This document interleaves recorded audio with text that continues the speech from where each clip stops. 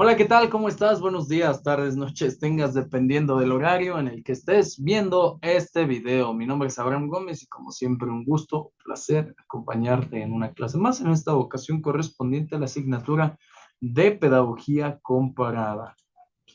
Vamos ya en nuestro quinto cuatrimestre y vamos a ver un tema bastante interesante el día de hoy, así es que no te me despegues. A propósito de los que estuvieron preguntando dónde podemos encontrar información, el día de hoy tenemos un tema que va ad hoc con esa pregunta y un tema bastante interesante. Así es que permíteme, te comparto pantalla, me voy en unos segundos para agilizar el proceso y le damos. El día de hoy, tema más, pero más que interesante. El día de hoy vamos a hablar de la escuela antiautoritaria.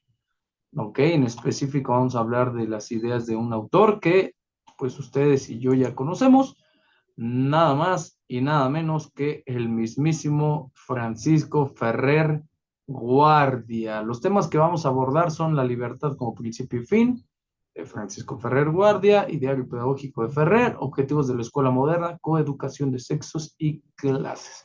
Así es que este es el primer tema que ya se contrapone a las ideas de la escuela nueva. Así es que en la clase pasada terminamos con la escuela nueva e iniciamos con una nueva línea pedagógica de estudio que es la escuela anti-autoritaria.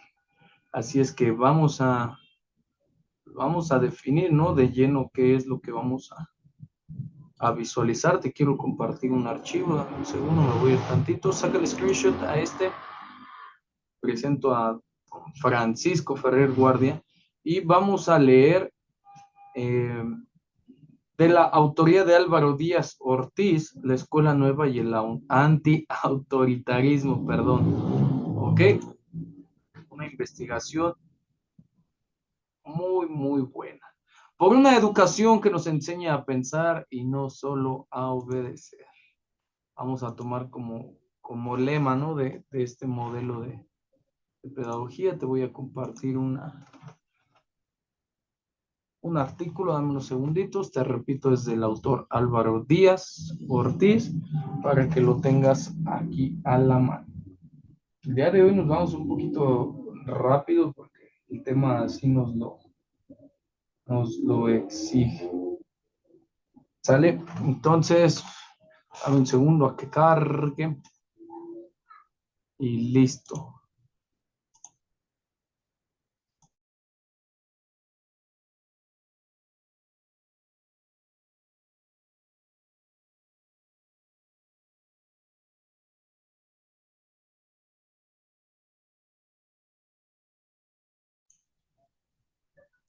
Listo, del autor Álvaro Díaz.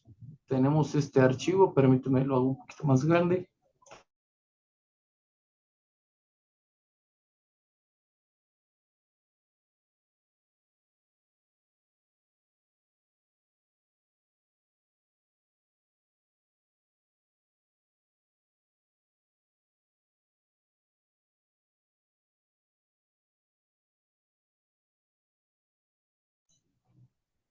Ok, vamos a darle lectura de manera muy rápida y muy breve para que no nos tardemos mucho. De hecho, yo te recomiendo que leas el libro.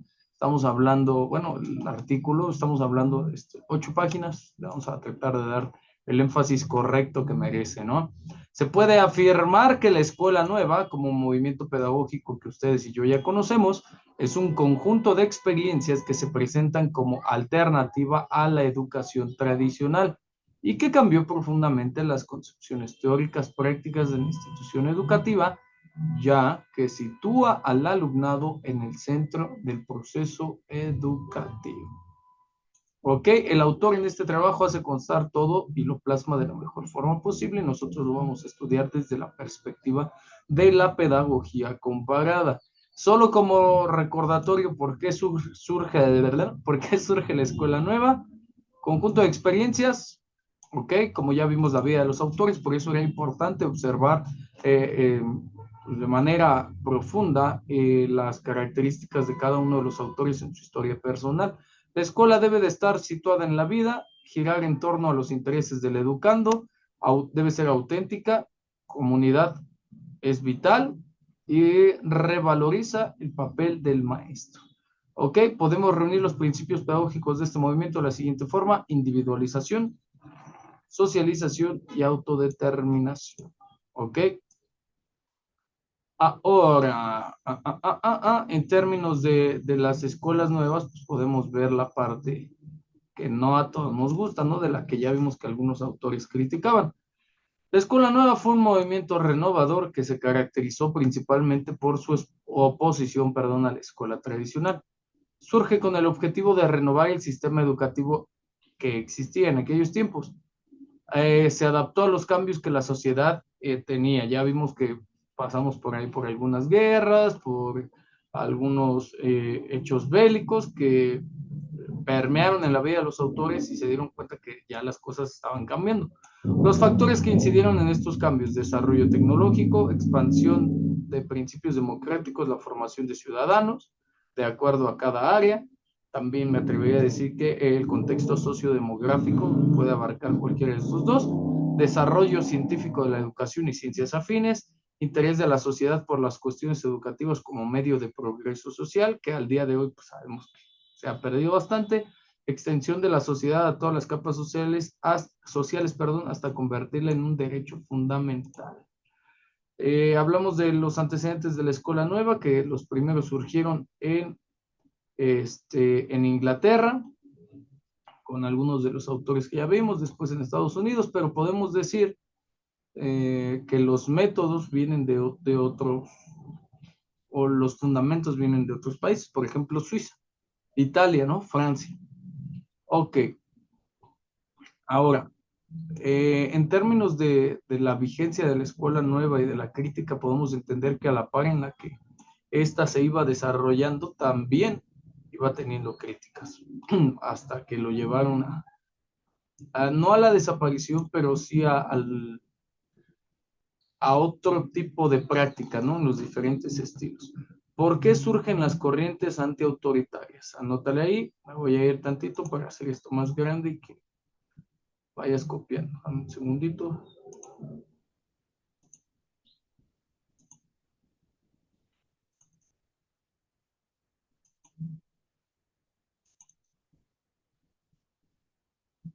Listo, listo. ¿Por qué surgen las corrientes educativas? Hoy se me pasó un poquito la mano. Un segundo.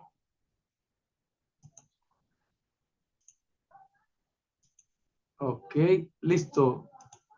¿Por qué surgen las corrientes educativas antiautoritarias?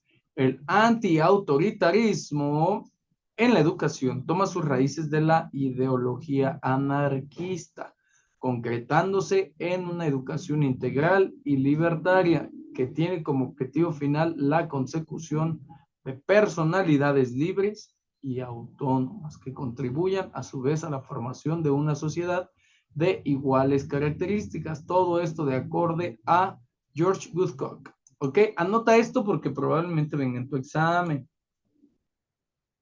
¿Ok? Y también anota este dato. Repito, el anti-autoritarismo, o sea, una negación a la autoridad en términos educativos, toma sus raíces de la ideología anarquista. ¿Qué es la anarquía? Anótale: ausencia de gobierno o autoridad en una sociedad. En muchos de los casos que vamos a ver, esta es la idea central. Un gobierno que no se preocupa por sus ciudadanos. Pero ojo, un gobierno que no esté presente podría ser también una causa que lo detone. Repito, ausencia de gobierno o autoridad en una sociedad. Realmente el modelo anárquico ha involucionado de este lado del charco con las revueltas, ¿no? Con los autogobiernos, buscando, ¿no? O tratando los hombres de gestar una sociedad en orden. Pocas doctrinas o movimientos han ofrecido tan confusamente por la mentalidad general y pocos han ofrecido en su propia variedad de conceptos y acción tantos motivos para justificar este confusionismo. La escuela ha ido sufriendo numerosos cambios a lo largo de la historia. Uno de ellos ha sido la introducción de la escuela antiautoritaria en el siglo XIX. Estamos hablando de los años 1900. ¿Okay? Para que lo anotes. Para la formación de la escuela antiautoritaria, dos fueron los momentos de expansión en el siglo XX. El primero se sitúa entre la Primera y la Segunda Guerra Mundial, y el segundo en la década de los 60. Muchas fueron las influencias que originaron estas ideas. Una de las más importantes, la aplicación en el terreno educativo de los principios psicoanalíticos desarrollados por Sigmund Freud en los años 20. El principal objetivo de este era la dominación, siendo de esta forma la formación del individuo socialmente utilizable. Que ya estamos hablando ahí de unos términos de ejercer el poder sobre otro, ¿no? Y pues como la mayoría era la sometida, pues hubo un interés ahí en los términos educativos. ¿Ok? Por otra parte, también influyen los hallazgos representados por la Escuela Nueva, estimulados por facilidades que ofrecían este movimiento por la experimentación educativa, influidas por algunas de sus realizaciones, impulsadas por un profundo rechazo hacia la separación mayor pues entre la teoría y la práctica. La característica principal de este sistema educativo antiautoritario era la de no tener ninguno en principio. Nada de programa anual, nada de horarios fijos, nada de nada. De tal manera que los niños se agrupaban espontáneamente en torno a un maestro y realizaban con los determinados trabajos de temas libres. Uno de los impulsores de este movimiento fue Francisco Ferrer Guardia. El segundo momento expansivo se produjo en los años 60 del siglo XX, específicamente 1960. Dentro de este momento influyeron tendencias sociales y pedagógicas. Mira, estamos hablando que el segundo momento de la escuela antiautoritaria fue en 1960. Si le sacas cuentas, llevamos 40, 65 años de eso. No hace mucho, ojo, porque hace falta un movimiento de renovación. Por una parte, la sociedad, especialmente la juventud, comenzó a rebelarse contra la autoridad y sus normas represivas, manifestándose en movimientos culturales y políticos con los cuales buscaban establecer una organización social promovida por espíritus de libertad, ya que su mayor objetivo era el de crear algo nuevo. Esto como parte de una ideología de amor y paz, tú ya sabes cuál es. La educación tras estas revoluciones volvió a presentarse como un instrumento de cambio social, siempre que de esta forma se pudiera reformar la institución escolar a profundidad. Surgieron experiencias educativas antiautoritarias, principalmente como, si tú ya la viste, si no, te recomiendo, busca en YouTube Summerhill documental, para que veas más o menos qué se hacía y cómo la historia de esta escuela. El movimiento de Freinet, símbolos de una nueva generación de pedagogos. La relación que se puede observar entre la escuela antiautoritaria y la escuela nueva es que ambas intentan, aquí vamos, revolucionar el campo de la educación, remodelando todos los aspectos educativos anteriores. En primer lugar, las dos buscan que el alumno sea autosuficiente debido a los hechos históricos de reciente suceso. Quieren que la educación sea cooperativa e intentan cambiar todos los aspectos autoritarios que se establecían en los anteriores campos de la educación. Ambas se basan en las mismas bases culturales y sociales para esta reforma, pero a su vez se pueden ver otras muchas diferencias entre ellas. La escuela antiautoritaria trata de que no haya ningún tipo de imposición sobre los alumnos y la otra sí sigue habiendo algunos. Aquí ya es cuestión de opiniones, ¿no? La idea central de las dos es que metodologías y técnicas sirvan para facilitar el proceso de enseñanza-aprendizaje. La escuela autoritaria trata de preparar a sus alumnos en la mayoría de los casos para que sean felices en su vida. Y en la escuela nueva se trata de que los alumnos adquieran conocimientos para desenvolverse en el futuro, cualquiera que sea su destino. Ahí te la dejo, vamos para que tomes en cuenta, ¿no?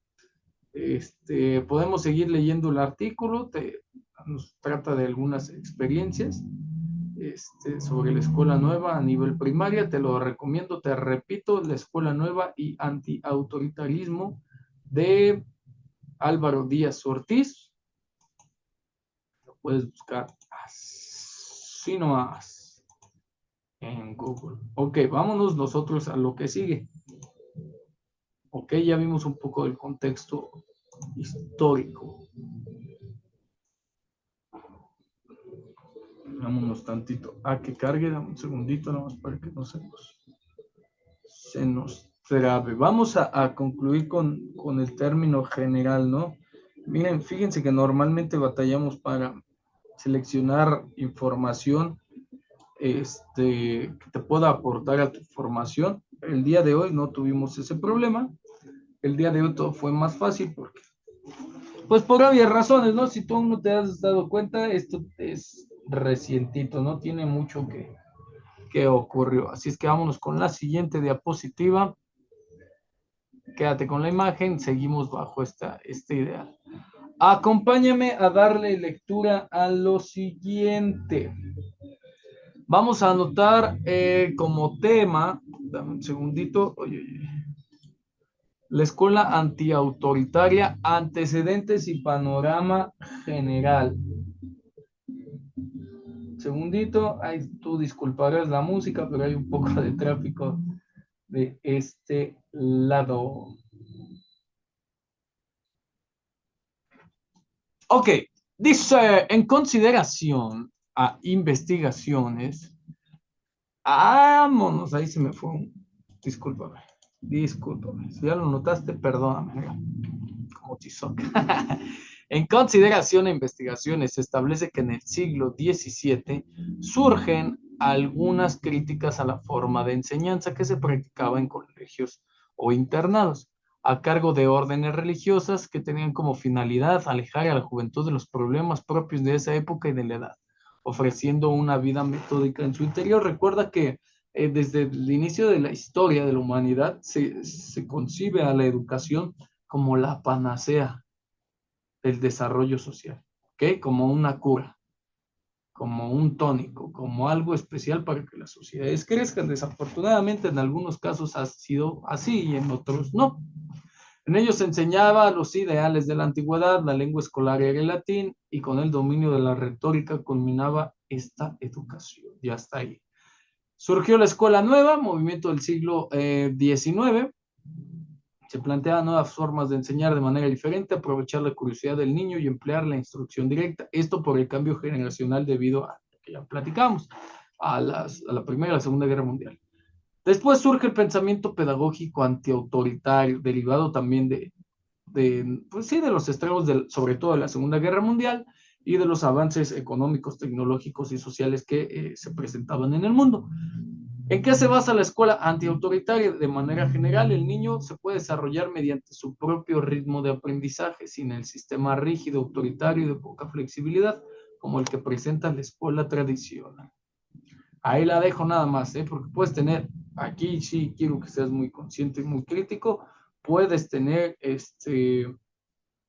situaciones a favor o en contra. Cualquiera de los dos casos es bastante válido, porque, mira, si nos vamos más para atrás, vamos a encontrar muchísimas deficiencias en este modelo, ¿no?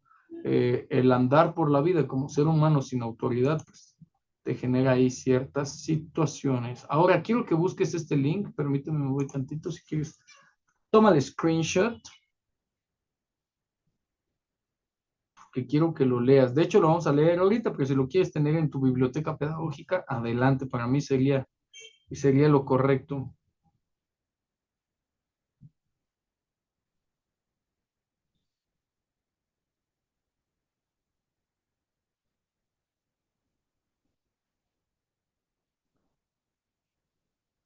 Ok, listo, nada más dame un segundo mientras carga. Son 4 hojitas, un resumen bastante bien elaborado. Dame un segundo, ya nomás mientras carga. Vamos a tener aquí a la mano.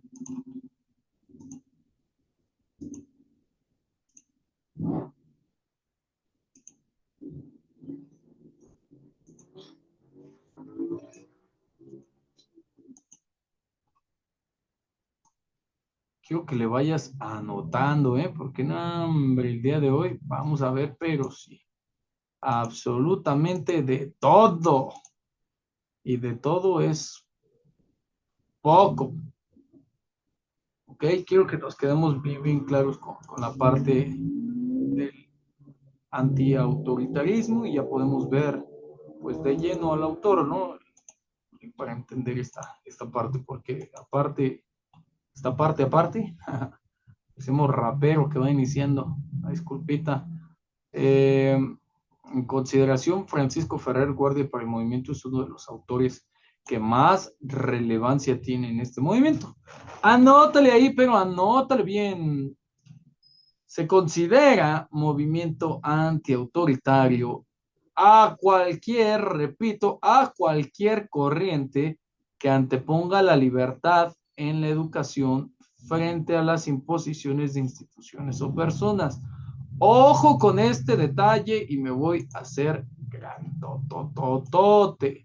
Con esto no estamos fomentando que nada más porque no te gusta cómo se trabaja en esa escuela, ya no trabajes de esta forma, ¿eh?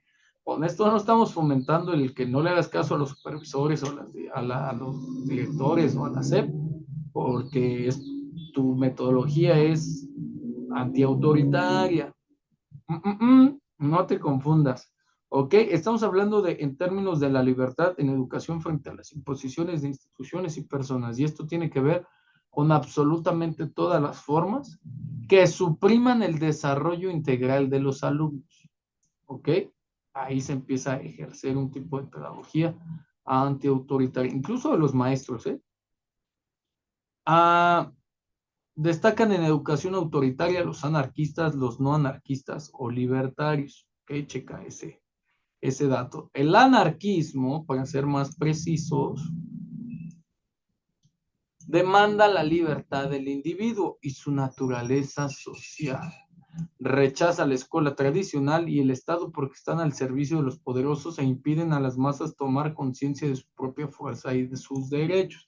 Esto no es otra cosa que pues sí, sabemos que desde los inicios de la educación sirve a los intereses de las clases hegemónicas, ya es una frase que tengo hasta por default.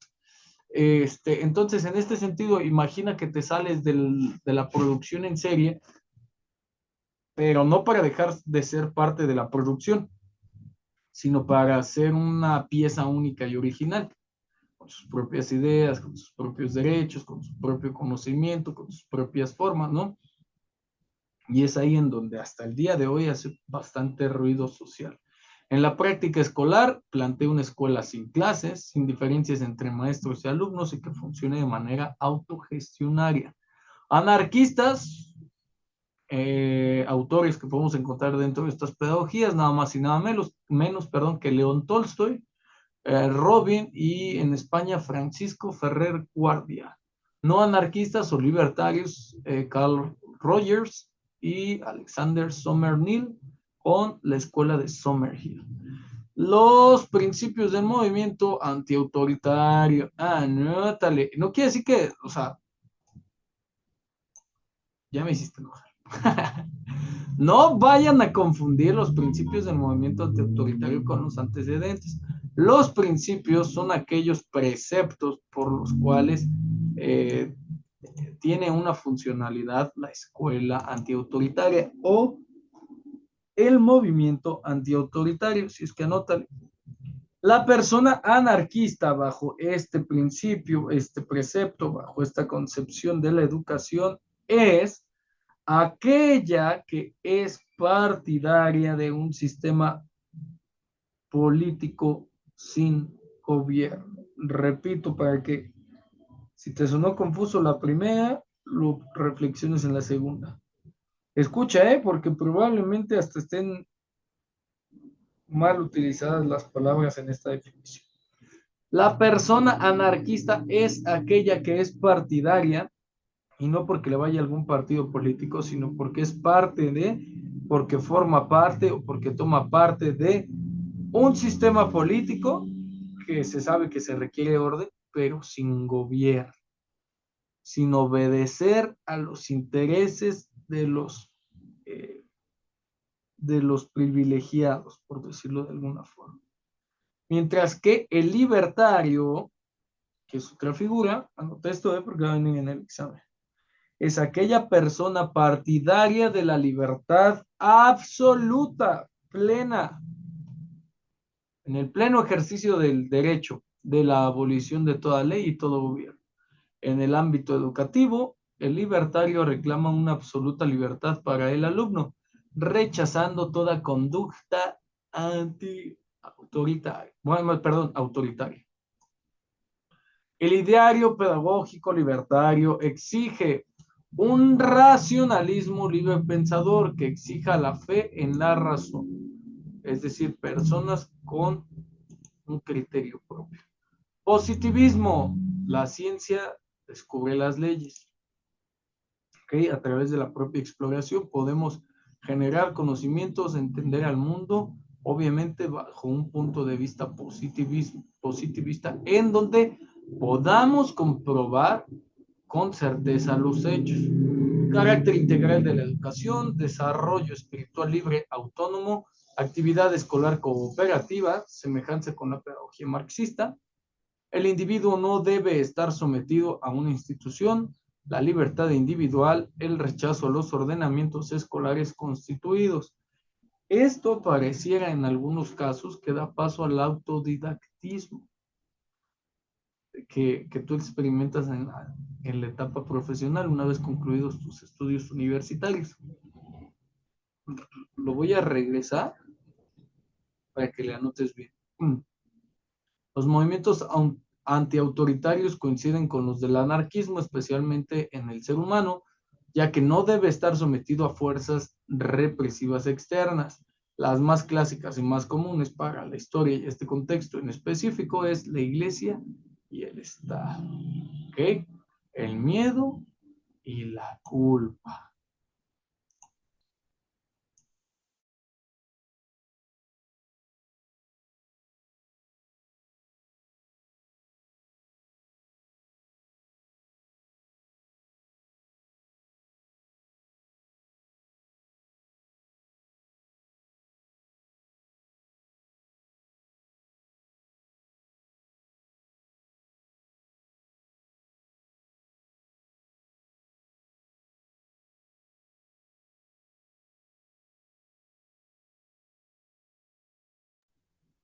Ok, de esta manera podemos sintetizar y podemos concretar absolutamente todo en este tipo de pensamiento pedagógico, en este formato, ¿no?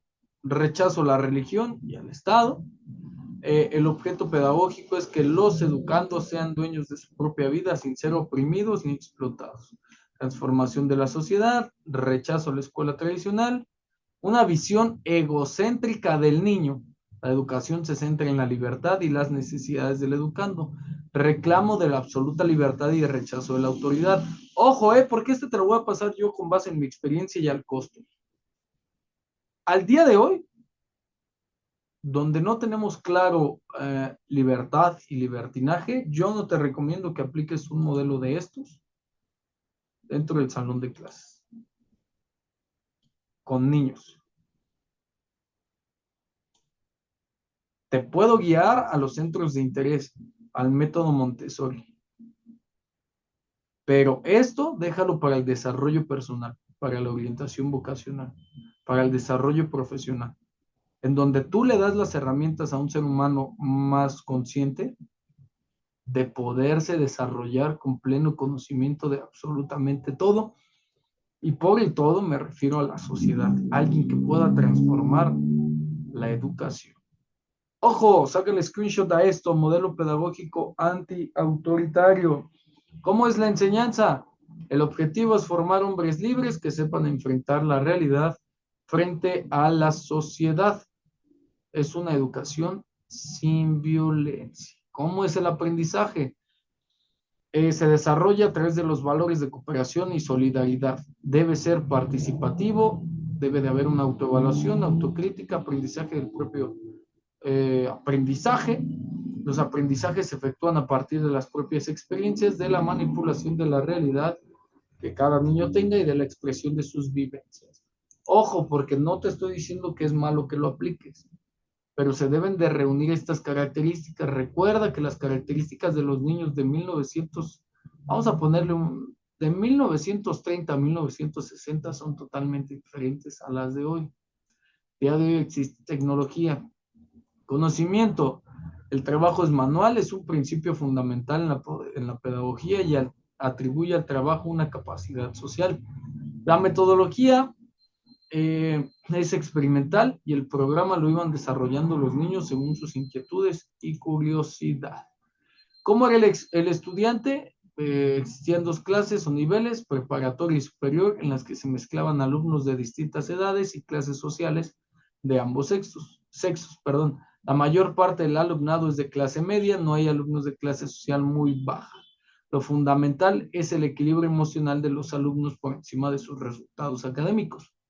El maestro ya no es un maestro como en la escuela tradicional, de hecho no es un maestro como en la escuela nueva, no puede coaccionar al niño para que aprenda, es decir, no puede estimular su camino hacia el aprendizaje, solamente es un consultor al servicio del grupo que esté atendiendo sobre métodos, sobre cómo pensar, sobre cómo hacer, les puede guiar en esa parte, aporta ideas solo cuando es necesario y auxilia a través de asesorías enfocadas al aprendizaje. Ahora, ya nos vamos a meter en la vida del autor, pero quiero que quede bien clara esta idea de la escuela anti-autoritaria y que no se, pues sí, que no se vea mermada, ¿no? Por otro lado. Dame un segundito.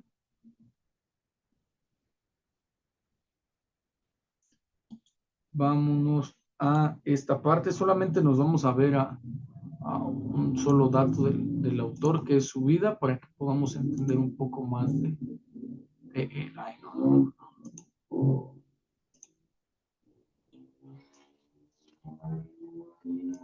Te quiero recomendar este blog de Enrique Martínez, de Salanova Sánchez, que trae muy, muy bien especificado, vienen muy bien abordadas las referencias. Mira, quiero que lo observes.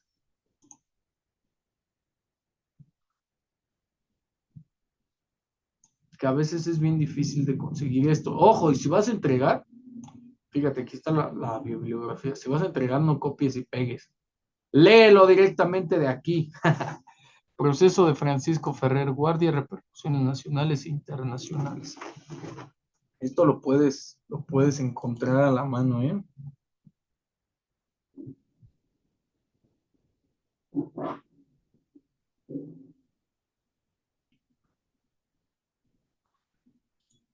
Ok, vamos a ver específicamente un poco de la vida del autor.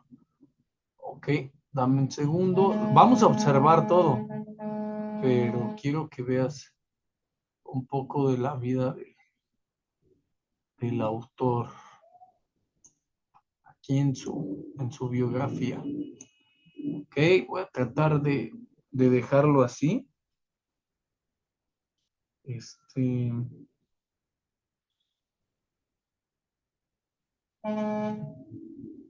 Listo, para que puedas apreciar las imágenes. Francisco Ferrer y Guardia nació permíteme, en Nalela, Marisme, el 10 de enero de 1859. ¿Cómo murió? Fusilado. ¿En dónde? En los fosos del castillo de Montjuïc, en Barcelona, el 13 de octubre de 1909. De familia católica y monárquica de payeses acomodados. Tercero de 14 hermanos. A los 13 años tuvo su primer disputa con la iglesia, tras denunciar al sacerdote de su pueblo de intromisión familiar, por lo que fue enviado por su familia a trabajar a Barcelona. ¿Por qué? Porque hay que hacerle caso al sacerdote, ¿no?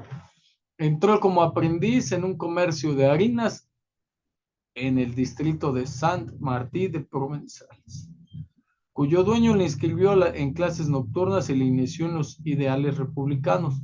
Durante la Primera República Española, el joven Ferrer participó con entusiasmo en experiencias de educación popular. Durante los años siguientes, el joven autodidacta estudió a fondo el ideario de Pi y Margall y conoció las doctrinas de los internacionalistas en los círculos obreros más anticlericales, es decir, más opuestos al clero y a la iglesia. Bueno, el caso es lo mismo. Sus ideas librepensadoras le llevaron pronto al anarquismo, tendencia en la que se desarrolló una gran actividad como agitador y revolucionario. Se caracterizó por la vehemencia con que difundió sus mensajes anticlericales e ingresó en 1883 a la logia masónica Verdad de Barcelona. Ojo, porque este dato es relevante. Su trabajo como revisor en la compañía de ferrocarriles le permitió convertirse en el correo que aseguraba el contacto entre revolucionarios españoles y el exiliado presidente del gobierno republicano Manuel Ruiz Zorrilla, de cuyo partido republicano progresista era militar. Después se exilió en París y tuvo una formación pedagógica y libertaria. En el año de 1886 apoyó en Santa Coloma de Fernés el pronunciamiento militar del general Villacampa, partidario de Ruiz Zorrilla, cuya finalidad era proclamar la república, pero al fracasar tuvo que exiliarse en París, acompañado de Teresa San Martín, con la que tuvo tres crías, tres hijos. ¿Qué hizo en París? Subsistió dando clases de castellano, comerció vinos y fue secretario sin sueldo de Ruiz Zorrilla. Hasta la década de 1890 continuó siendo republicano. A partir de entonces comenzó un viaje hacia el anarquismo. En París descubrió su vocación pedagógica y desarrolló una brillante carrera al frente de la escuela laica que él mismo había fundado, con lo que se ganó prestigio internacional como pedagogo, libre pensador y enemigo del oscurantismo. Por aquel entonces pues, dominaba la enseñanza religiosa. En España, recuerden que uno de los países donde más tuvo influencia la Inquisición fue en España. Entonces, de ahí el dato, ¿no? En 1892 participó en el Congreso Librepensador de Madrid. Para el año de 1893 se separó de Teresa San Martí y en 1899 se casó con Leopoldine Bonnard, maestra de tendencias anarquistas con quien recorrió Europa. Mientras maduraba sus conceptos de educación anarquista y el proyecto de la escuela moderna, para ponerlos en práctica a su vuelta a España, profundizaba en las ideas anarquistas y conocía así una amistad con libres pensadores, ¿no? Elis Reclus, Malato y Piotr Kropotkin. ¿Ok? Voy a dejar este tema de la fundación de la Escuela Moderna, el atentado contra Alfonso XIII y la Semana Trágica de Barcelona para ya empezar a hablar específicamente de la vida y el ideario pedagógico del autor. Por el día de hoy ha sido todo una clase muy breve, pero de mucho contenido significativo. Mi nombre es Abraham Gómez. Como siempre, un gusto y un placer acompañarte en una clase más. Nos vemos ahorita en la clase en vivo.